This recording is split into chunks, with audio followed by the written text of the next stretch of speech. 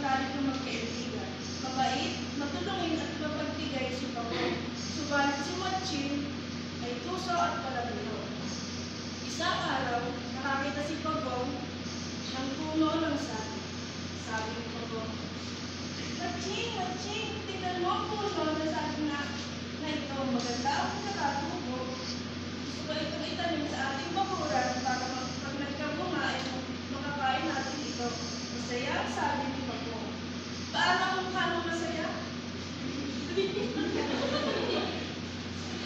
Sabi ni Matching, gusto ko rin yung saging na ito. Bigay mo na lang sa akin. Sabi ni Matching. Sabi ni Pagong, pasensya ka na. Gusto mo kasi ito. Kung gusto mo, ay hatiin na natin. Sabi ni Matching, hatiin? O sige. Pero sa akin ang itaas na bahagi. Yung parte na may dahon na nakangising, sabi ni Matching. Sabi ni Pagong, ha? Sa akin ang ibabang bahagi? Malungkot na tanong ni Pagong. Sabi ni Matching, oo. Wala akong panahon para magpatubo pa ng saging. Kaya sa akin na lang ang itaas na parte. Sabi ni Pagong. Sabi ni Matching.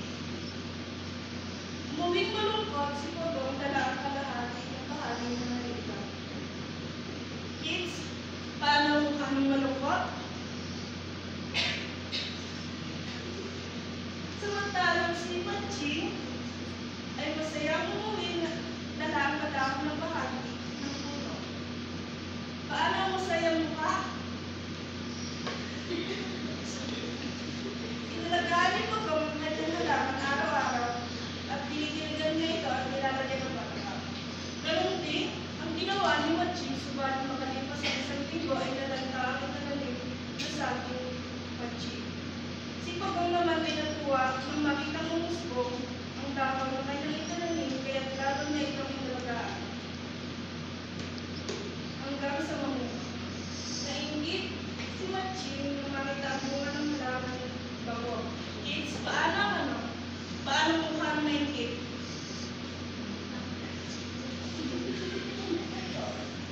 Sabi ni Matching, aba, nagkabunga ng tanim mo. Paano nangyari yun? Ang aking tanim ay nalanta at natulo. Sabi ni Pagong, inalagaan ko kasi ito ng mabuti dahil ang bahagi ng puno na may ugat ay malaki ang posibilidad na magkabunga. Lumapit si Matching kay Pagong na medyo nahihirapan. Maaari ba kumukain mo sa akin? Sabi ni Pagong, oo naman, magkaibigan tayo. Sabi ni Matching, salamat Pagong, napakabait mo pa rin kahit madalas ay nilalamang kita. Simula noon, ay naging mas malapit sila sa isa't isa at si Pagong at si Matching ay nagpakabait at iniwas ng magiging puso. Nagustuhan niyo ba ang kwento? Ngayon ay natatapos ko ngayon ang katanungan.